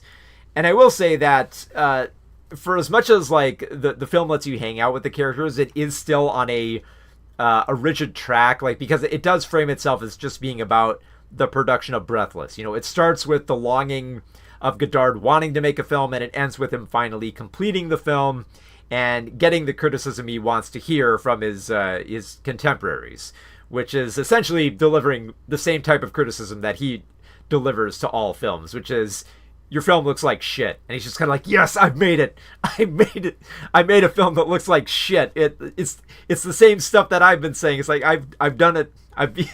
I've become the director of the French New Wave that I wanted to become. So it's very, very admirable the way that Linklater wants to frame a more complete picture of Godard, even though I do think it does stick a little bit too close to a rigid track where it's just kind of like, okay, here's the dates, here's the characters, here's the next scene, and it goes in very chronological order here. But for the most part, Linklater makes you care about Godard and understand the French New Wave a bit more here, and it's just a fascinating film to watch unfold, with its very classic, the classic way that it's filmed, and the magnificent performances that have this very natural quality, the way they slip between English and French, and how they try to just place themselves in that era. And I think that's Linklater's biggest strength, is he makes you care enough about characters where you feel like you're trapped inside their world, and you don't want to leave. You want to hang out. You want to spend time with them. And I think the fact that clearly Linklater loves Godard's work, like a lot of directors do, and I think he pays great tribute to him here by his fantastic direction of Marbeck performing this this revered director in such a way where you understand him, you like him, you hate him, and you see him as the very cantankerous and essential artist of the French New Wave that he was meant to be. So yeah.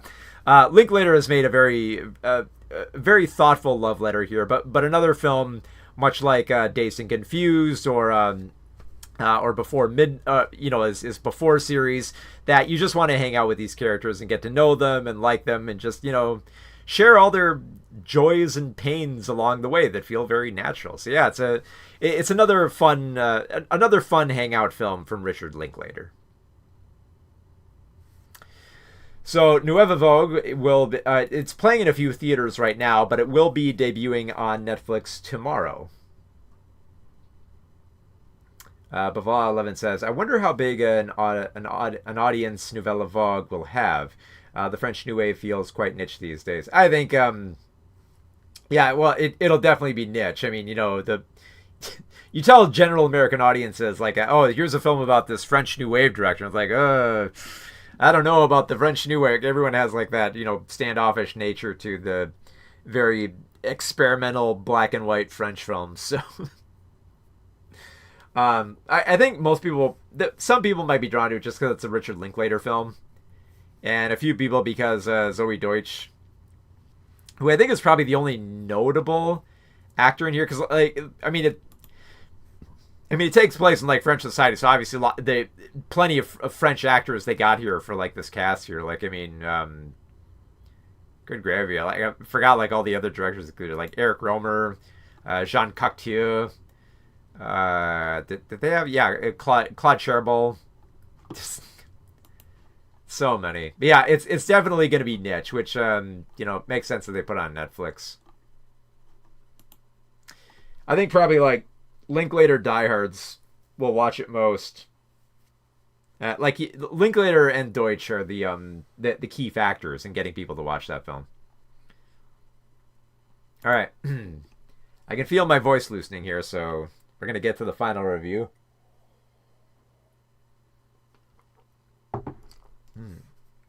Of a Lynn Ramsey film. Of all things. All right. So here we go with a review of Die, My Love from Lynn Ramsey. In 3, 2, 1. So, Die, My Love is the latest film from director Lynn Ramsey and based on the novel by Ariana Harwitz, which is all about a rural woman feeling that she's losing her mind with just like the loneliness and the lethargy that comes from being alone in this house in the middle of nowhere. Now, that type of story feels like it could be easy to spin into a psychological drama that would be on like a very firm track. But I do have to appreciate Ramsey's direction here to kind of like steer it in every which way. Like, she tries to make this film, like, for starters, it's nonlinear. So we dart between different parts of the characters. But also just like the way that she favors the most interesting aspects or the interesting scenes for like the characters of Grace and Jackson. So like Grace is played by Jennifer Lawrence and Jackson's played by Robert Pattinson. And they are just, I guess like the best word to describe their performances here is like it's very primal. And I say that not just because like there are some scenes of them fighting and getting angry and frustrated, but there's also a lot of scenes of them just being very, very sexually thirsty for each other. In fact, the opening scenes, like I love the way that the opening scenes here is like they purchase this house in the middle of nowhere and they immediately celebrate by having sex right there. And there's all these like quick cuts to like a forest fire in the woods, which will come into play later. It's like here's fire, here's exciting sex, and there's like rock music playing. It's like here's fire, sex, rock. To get you into that mindset of like, what drove Grace to like be in this relationship with Jackson, that it makes sense why she would be there, and then to see that kind of like deteriorate and fall apart, it really makes you care for the character of Grace a lot more as the film goes on. Now Lawrence's performance here is great because there's a lot of nuanced material here for her to play with. There's the aspects of her becoming a mother, the loneliness that she feels for Jackson abandoning her, to go off at work to make money. There's even, she tries to form a romance with a Carl played by Lakeith Steinfeld, and there's no relief for her. There's this constant feeling with Grace where she's trying to feel something more out of this simple life that is not fulfilling. She's haunted by her past. She has trauma that she hasn't gotten over.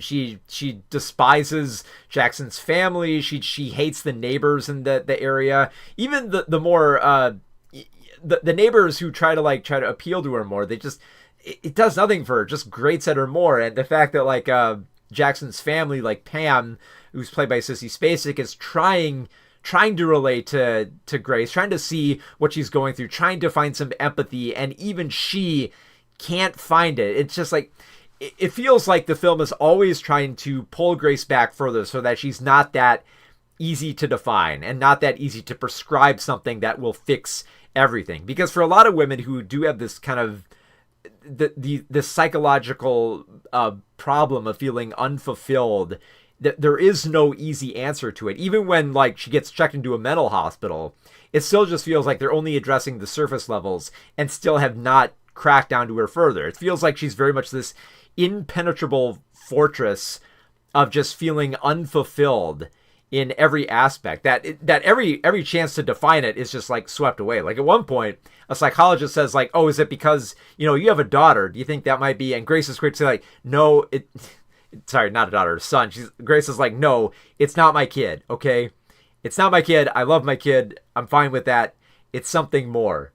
And I think I love that scene happened, because it would be so easy to define this. It's like, oh yeah, it's motherhood. Motherhood's hard. We've had a film earlier this year, If I Had Legs, I'd Kick You, which is all about motherhood being a nightmare. We've had that type of film.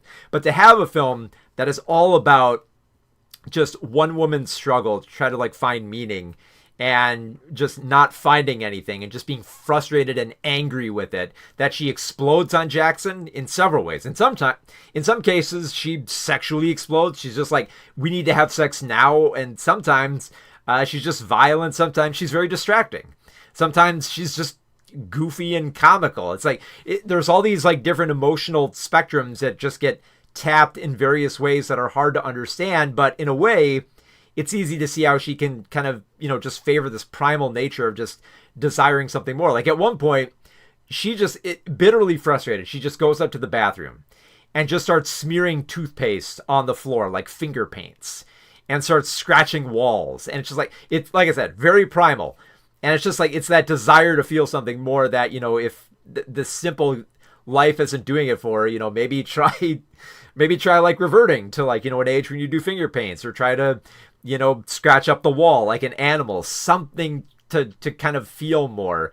And there's always that lingering notion that, nobody will understand her, that at one point she's haunted by the ghost of one of Jackson's family members, played by Nick Nolte, who was indecipherable when he was alive, and when he's dead just seems to offer up the advice of, you could die if you want, that's like, I don't have any advice for you. It's just like, I'm just existing between realms. You could be here someday, but like, there's no easy answers for you. Now, unlike Ramsey's other films, like this one is a lot like slower paced, I think. There are some very extreme moments here. Like there's some violence. There's a dog that gets shot. There's a car accident.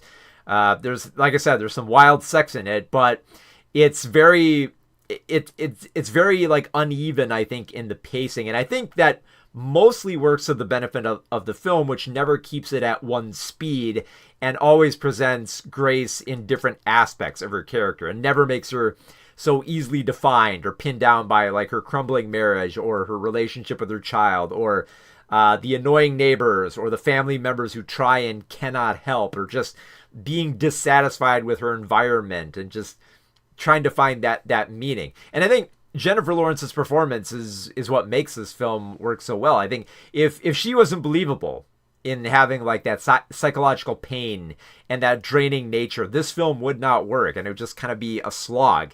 And I think she mostly saves it. Like, don't get me wrong, Robert Pattinson's great, and he has those scenes where he does get as vicious as Lawrence does in a few scenes, but they're few and far between. And like, even Lakeith is very sparingly used.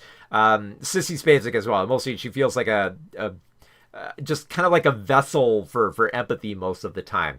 Also, Nick Nolte. Everyone else is very sparingly. They're all just standing back and letting Jennifer Lawrence kind of reveal everything about her character, everything about her past, and reveal how she is a very complicated figure who can't be pinned down and be easily medicated or just given a little bit of time off to fix. She is just a person who feels like she's broken. She's always going to be broken, and she needs someone to just like be there to accept her as broken, and not try to like, patch her up into the woman everyone wants her to be with like crazy glue, because it's not going to work. She's going to fall apart again, and that's just her. And it's like, and there are endearing aspects to her where you do kind of understand why Jackson would still stay with her and want to preserve this relationship, because there are admirable aspects of Grace. There are things you like about her. There are things you hate about her. There are undeniable things you are going to hate about her in this film. But there's also a lot of loving aspects to her as well that you do feel for her, instead of just like seeing this woman have a mental breakdown and kind of just go further and further into the abyss. It's one of those things where as she's going down into the darkness, you start seeing all the little details, and you start realizing, oh yeah, I kind of see how you're taking this route, instead of just being like, oh my God, she's going into the abyss. She's going into the fire, more or less. It's like, you've seen everything about her life. You kind of understand where she's going through. And yeah, Jennifer Lawrence's performance is what really makes this film. So for her performance alone, I actually kind of dug Die My Love. It's not going to be everyone's cup of tea, especially if you're not willing to go along with the pacing. But if you're willing to see a psychological drama that is not so easily defined and actually tries to show you so many different perspectives of a woman who feels just an existential dread and lethargy that can't be easily resolved, the film really works on that level. So Die My Love is currently in theaters and will be on Mubi later this year. Bava11 says, the film sounds like one that will cut close to the bone for many people. We all know people like that. Yeah. And I think the thing is, I think even people who have that, that relation to people like that or have been through that type of mindset, I think are the ones who are going to appreciate the film most. I think those who are not willing to see a psychological drama from this cerebral and nuanced point of view and are willing to stick with it, because there are a lot of slow moments in the film. If they're not willing to stick with it, they're probably going to hate this film. But for anyone who's had that fluctuation with emotion and, realizing that, trying to deal with someone who cannot be cured and more importantly, they don't want to be cured and they don't need to be cured so long as they have that aspect of fulfillment in their life, which again is not something that's easy to define either. I feel like those type of people are going to love the film most. But yeah, I will say this, like, if you loved Ramsey's other films, like You Were Never Really Here, it is not on that same level. Like, don't get me wrong, I liked Die My Love, but I love You Were Never Really Here a lot more. And I get the feeling if you compare the two films, like Die My Love is much better. Die My Love is not as good as You Were Never Really Here. Like that's one of my favorites of Ramsey. All right. So let's wrap this up with a quick review of the reviews that we had on today's stream. I reviewed The Running Man, the latest film from Edgar Wright, based on the Stephen King dystopian novel. Sticks a bit closer to the book, but also has Wright's own spin on the original material, even if it's not his usual zippy nature. It's a bit of a change of pace here. It's very blunt with its messaging, and it compartmentalizes a lot of the dystopian culture, but at the same time, it's thematically on point and stresses the need for a revolution that I think is really going to resonate with a lot of audiences. I reviewed Predator Badlands, the latest film from Dan Trachtenberg, which placed the Predator and an android in an adventure scenario, which is a bit of a change of pace, but you know what? It's a change that worked for me. I love the characters. I love to see where they were going with this, and it beautifully uses the Predator and alien lore to tell a story about a chosen family, and on that level, it's a lot of fun. I reviewed Richard Linklater's film Nouvelle, which is all about the French New Wave and Jean-Luc Godard's direction of Breathless. And much like his other Hangout films, it's great to just get to know these characters and see a different side of Godard and understand the way that he made Breathless. It was pretty fun to hang out in this film. So if you're intrigued by the French New Wave and don't know that much about Godard, this is a great film to watch. I would say this though, do watch Breathless before you go see this film. You will have a much better appreciation for the movie after you see that film first. I reviewed Guillermo del Toro's Frankenstein, a lush and intelligent film about the famous Mary Shelley monster novel. It's beautiful to watch. Fantastic performances from Isaacs and Elrodi. And even Mia Goth and Christopher Waltz do a pretty damn good job here as well. It's beautiful to watch. It's very thoughtful. It's definitely one of the best monster movies I've ever seen. And it's easily Guillermo del Toro's masterpiece, one of the must-watch films of this year. I reviewed Nuremberg, an adaptation of the real-life trial from James Vanderbilt. And it has a very stacked cast here. It sticks on a very rigid historical track, though, so you kind of got to be along with it for just hitting all the little notes here. But for the few scenes between Rami Malek and Russell Crowe with their little psychological mind games of a psychologist trying to understand a Nazi, it mostly gets the job done and stresses the power that Nazis have when they try to stress it, and why we need to combat it in more ways than just defeating it after World War II. Like, the fight will go on after that regime has stopped. So an essential film, but definitely a very good classroom movie. And I reviewed Die, My Love, the latest film from Lynn Ramsey, which is all about Jennifer Lawrence playing a woman losing her mind and finding no fulfillment. And it's slow-paced, and it's a bit meandering here and there, but I think it does a great job at trying to portray a mind that has been scattered and doesn't quite know where to go, with a fantastic performance by Jennifer Lawrence and Robert Pattinson. So among all the films, I mean, I pretty much liked all of them, but I think definitely the clear winner here is Frankenstein, which is playing in theaters right now and is on Netflix. So if you can if you get a chance to go out to the theater, see if you can find a screen that has it on there, and and if you can't, then it's at home to watch on Netflix as well. Because usually I recommend something you can stream on Netflix as well, but you can do both with Frankenstein. But if I had to recommend a streaming one, Nouvelle Vogue will be on Netflix tomorrow, so that's another one to add to your watch list as well. So, if you want to read reviews of all the films that I reviewed today, you can go check them out on my website, movieswithmark.com. And I will be back next week with... What do we got next week? We've got Wicked 2. That's the big new film coming out. I'll be reviewing that. I'll also be reviewing Hamlet, the latest film from Chloe Zhao, which I've seen it over a month ago, and I finally got my thoughts together to finally talk about it. So we'll talk about that next time. And we'll also talk about about some new Netflix films, like In Your Dreams, which is a new animated film from what's her name? It's something Wu. It's another one of those Netflix films that's been from a long time animator turned director. So that'll be fascinating to talk about. And another little film on Netflix called Left-Handed Girl, which we'll be talking about come next week. And the week after that, I'll try to wedge in one more stream before Thanksgiving there, because I will get an early screening of Zootopia 2, but there is an embargo on that, so I'm kind of going to have to time that just right. So if you want to stay up to date on more films that we get through award season here, because they're just starting to ramp up here, be sure to like this video so that more people know to go see Frankenstein. They probably know about it, but they haven't. They should see it. And if they're already on Netflix, they should definitely check out Nouvelle Vogue. So make sure they all know about that by liking this video. And be sure to subscribe so that you're up to date on the latest movies. So if you want to know if Wicked is good, if you want to know if Zootopia is going to be something you want to see this Thanksgiving, I'll keep you informed before they even hit theaters.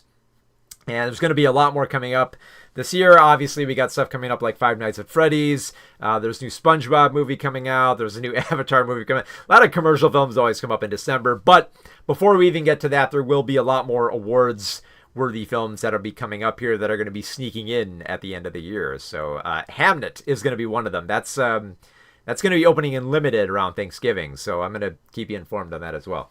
So, be sure to check out the Patreon as well, where you can get early access to some of the videos, as well as some of the essays from my new movie history books on bad movies. There's a new one on Blue Velvet that you can read there right now. And yeah, that's all we got today. So yeah, I will see you next week with a review of Wicked for Good. I was thinking about the sequel name. It's For Good. So tune in next week where we'll have more early reviews. And until next time, have a good one, everybody.